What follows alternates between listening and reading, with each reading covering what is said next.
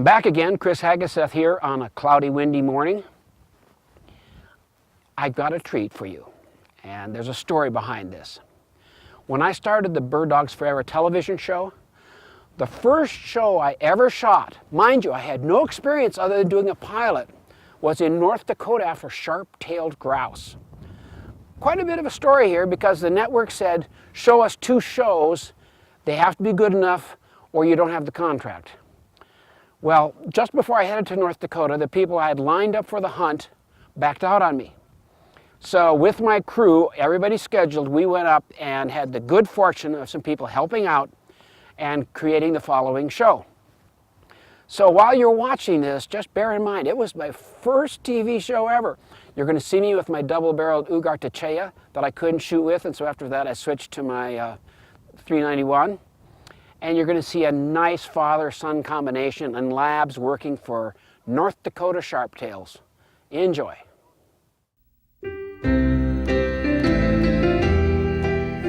Throughout history, dogs have shared our lives and our work. Our companions.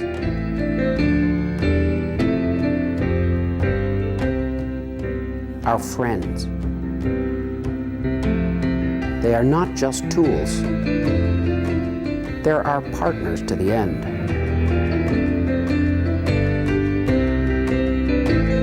I am Dr. Christian Haggeseth. Join me, my wife Laurel, and our young Labrador Retriever, Jessie, in a state of mind and being, a place called Bird Dogs Forever.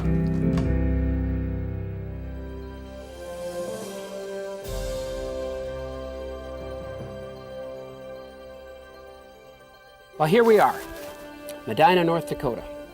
Early fall, September. Sharptail Grouse has just started. Our guests today are also our guides. We have William, and that's the young guy here, and his dad, Daryl. The Rosemores. They're from this part. They know where the Sharptail Grouse are, and you've got a pretty good dog. Dog's name is?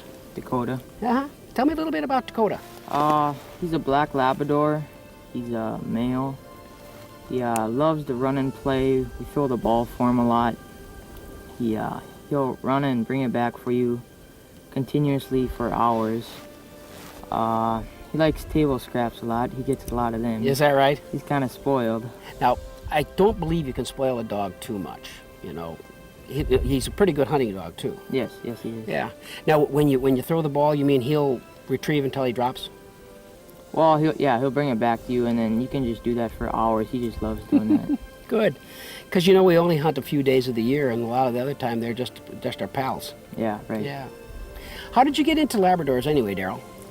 Well, I wanted a lab just because of the winters here are cold, and it's hard to keep a short-haired dog outside, and my wife wouldn't let me have one, so I went to a lab.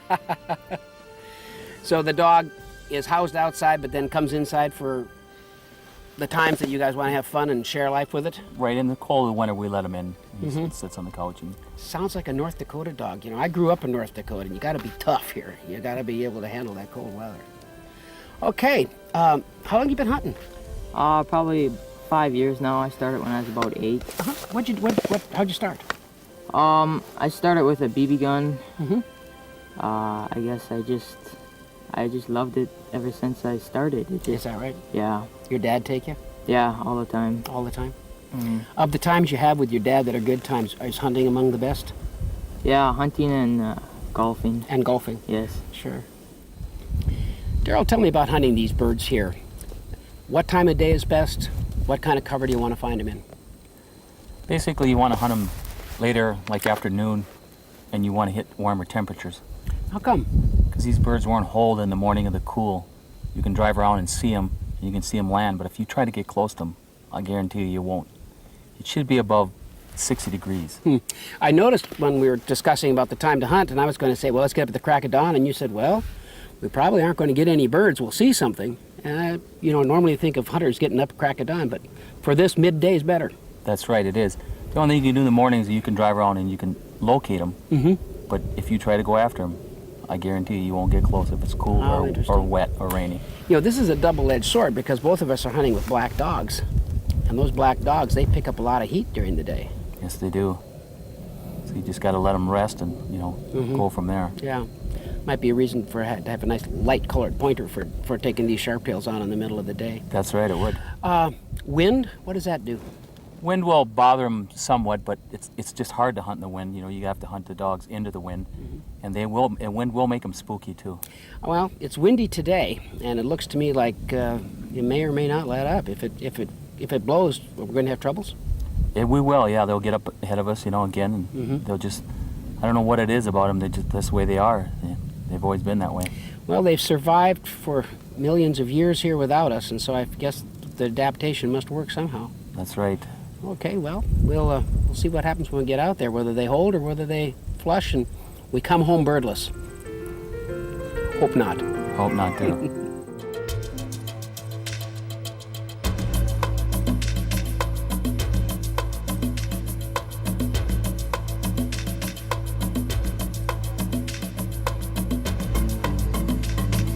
The dogs are full of that fresh, expectant energy. So glad, bounding to finally be out in the field.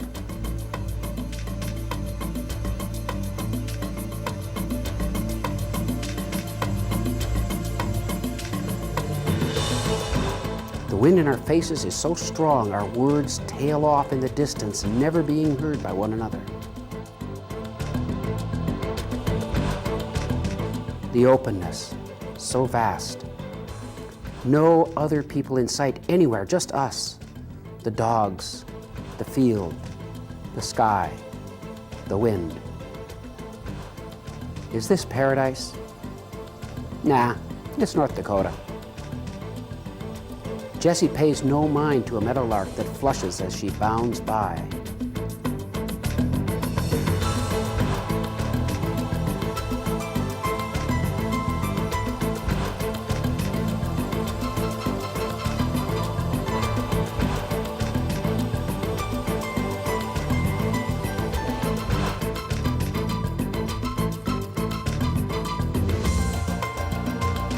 Then far out ahead of us, we see our first bird flush.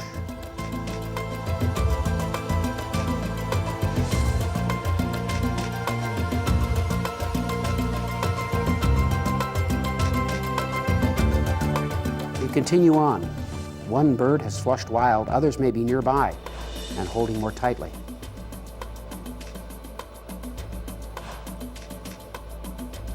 Then the sharptails suddenly appear, almost phantom-like. And it's over, almost before I see them.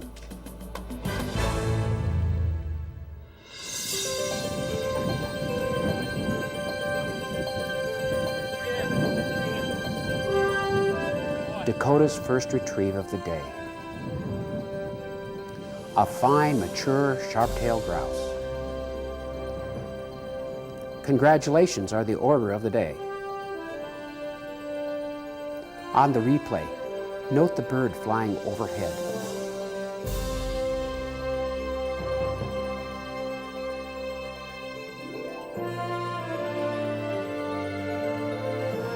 Nice.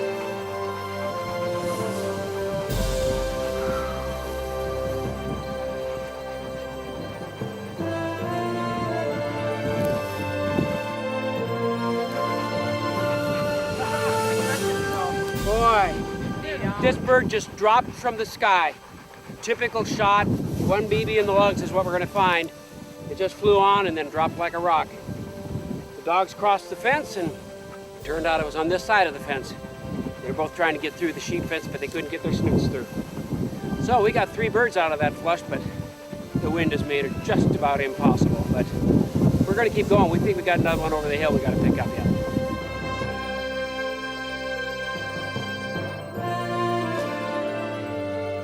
The color of the meat determines how far they can fly. They can fly 4 or 5 miles. It's a darker meat. Like a goose can fly 100 miles. Okay, and that's dark meat. Right. And pheasants, of course. Is lighter. Yeah, And, and quail. Quail is lighter. And a pheasant can probably fly the equivalent of a mile, maybe 2 miles. And a quail can't go very far at all. How far do these guys fly? 3, 4 miles. We saw that happen today. Yes, we did. Yeah, this wind has been incredibly hard to shoot with. This is North Dakota. This is North Dakota. We got the sunshine, but we got the wind. Yep. Yeah, but he's a pretty one. Nice bird. Now, Do you know how to tell male from female? No, I don't. There is a way. I've heard something about sacs in the neck. Do you know whether it's a mature bird or an immature bird? This one here is a mature bird. It's a mature bird, and then it should be a male because these are the sacs that puff up on the neck when they go into their time that they want to mate. Furry little feet. Nice bird. Well, your boy and you both got one now. Yeah. That's not so bad. It's your turn now. It's my turn. We'll see what happens.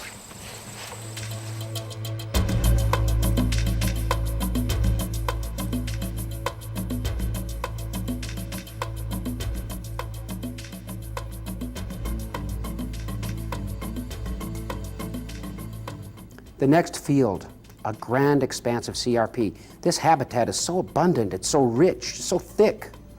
Good cover for game birds, good cover for all the wild creatures who live here.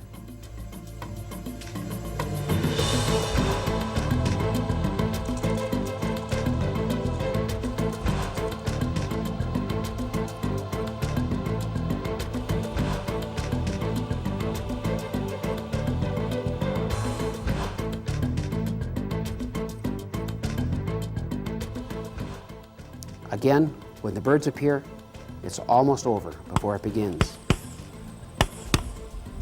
2 birds fall, and I get my first sharptail of the day.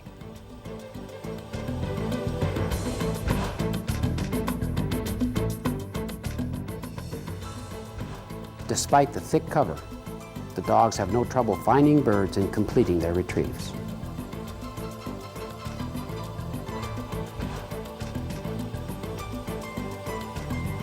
Come walking along. Did Dakota get birdie? Billy said he did. I wasn't watching him. Yeah, you got a little bit. Jesse wasn't. I mean, Jesse was over here and we didn't, all of a sudden. I'm so used to hearing gawk, gawk, gawk, gawk, gawk. And with this wind, I didn't hear a thing. Another thing you remember, Jesse wasn't downwind him either. Yeah, she was over here. And it was real interesting on the falls because you dropped the first one and Jess marked it. I dropped the second and Dakota marked it. Yep. And so she went, so we traded birds on their young birds, aren't they? Very young. Look at that. Oh my gosh, see that? Look at that's a very immature bird. They're just, that must have been a little, see, look at that, it's just coming out of the mold. It's a little family grouping. Cubbies are usually that, they're groups, they're families that grow up. And when they get to be large, then they kind of split up to mate. But early on, this was a family grouping.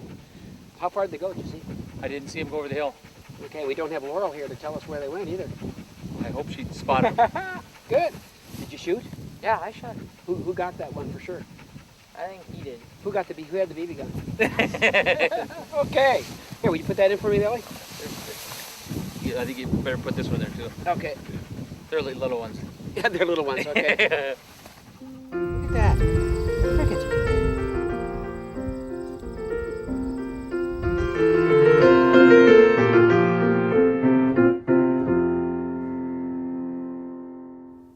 Well, there you have seen the first half of the hunt. It was a lot windier that day than it is today. Wind can really be an enemy of good broadcasting because it just buffets your microphones around so much. And of course it makes the birds pretty hard to get a shot at when they catch the wind. But I hope you enjoyed it, and when you come back next week, we will show you the second half of the show. Until then, I'm Chris Haggeseth, and I'm reminding you that there's a lot of wonderful stuff on our premium podcast side. We simply have to do it in order to make this thing succeed. Please consider a subscription, and we'll be giving you 300% more content over there than here. But this is for you for nothing, and enjoy. Bye-bye.